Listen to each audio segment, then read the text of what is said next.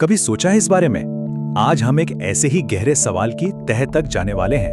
एक ऐसा सवाल जो हम सब ने कभी ना कभी खुद से पूछा ही होगा, है ना? ये एक ऐसा सवाल जो हम सबको बेचैन कर देता है कि आखिर अच्छे भले लोग भी बस खड़े खड़े क्यों देखते रहते हैं जब किसी को उनकी मदद की सबसे ज्यादा जरूरत होती है।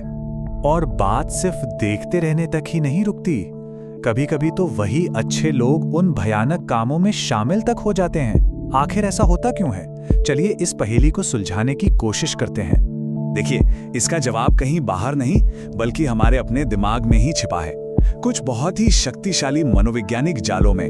ये ऐसे जाल हैं जो हमें हमारी अपनी जिम्मेदारी से पीछे हटने पर मजबूर कर देते हैं। असल में कोर इशू यही है, हमारे दिमाग की वायरिंग ही कुछ ऐसी है कि मुश्किल हालात में हम जिम्मेदारी का बोझ दूसरों पर डाल देना चाहते हैं, चाहे वो कोई अनजान भीड़ हो या फिर कोई बड़ा अधिकारी। तो पहला जाल है भीड़ का जाल। और ये जानना वाकई हैरान करने वाला है कि कैसे सिर्फ दूसरे लोगों की मौजूदगी ही हमें एकदम चुप करा सकती है, हमें कुछ भी करने से रोक सकती है। इसे समझने के लिए 1964 का किटी जेनोवेस केस एक बहुत ही दर्दनाक उदाहरण है। न्यूयॉर्क में उन पर हमला हुआ और रिपोर्ट्स के मुताबिक आसपास के करीब 38 लोगों ने उनकी चीखें सुनी, पर किसी ने भी पुलिस को फोन नहीं किया। जानते हैं क्यों? क्योंकि हर कोई यही सोचता रहा कि कोई और कर देगा, कोई और तो कर ही रहा होगा।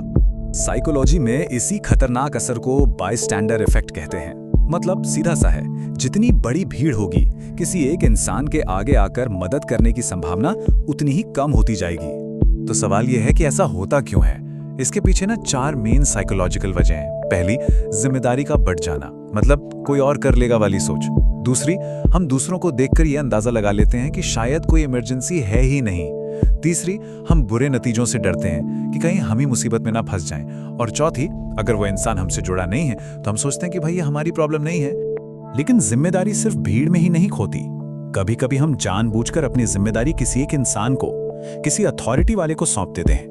इसे समझने के लिए स्टैनली मिलग्राम का एक बहुत मशहूर एक्सपेरिमेंट देखते हैं, और यकीन मानिए इसके नतीजे अंदर तक हिला देने वाले हैं। इस एक्सपेरिमेंट में हिस्सा लेने वाले आम लोगों ने एक अजनबी को जानलेवा बिजली के झटके दिए। और ऐसा क्यों किया? सिर्फ इसलिए क्योंकि लैब कोट पहने एक वैज्ञानिक ने उन्हें ऐसा करने को कहा था। हैरानी की बात तो ये थी कि ज्यादातर लोगों ने बिना सवाल किए आदेश माना। ये दिखाता है कि अथॉरिटी का हम पर कितना गहरा और कभी-कभी कितना खतरनाक असर हो सकता है। साइकोलॉजिस्ट इस दिमागी हालत को एजेंटिक स्टेट कहते हैं। ये वो स्टेट है जब कोई इंसान खुद को सिर्फ एक एजेंट, एक माध्यम मानने लगता है जो किसी और के ऑर्डर फॉलो कर रहा हो। वो अपने कामों की सारी जिम्मेदारी उस अथॉरिटी पर डाल देता है और सोचता है मैं तो बस हुक्म का पालन कर रहा था। तो अब जरा इन दोनों सिचुएशंस को जोड़ के देखते हैं। एक तरफ भीड़, दूसरी तरफ अथॉरिटी। ये भले ही अलग अलग लगें, लेकिन असल में ये एक ही सिक्के के 2 पहलू हैं। दोनों ही मामलों में, चाहे वो बायस्टैंडर इफेक्ट हो या एजेंटिक स्टेट, नतीजा एक ही है, पर्सनल रिस्पॉन्सिबिलिटी से बचना।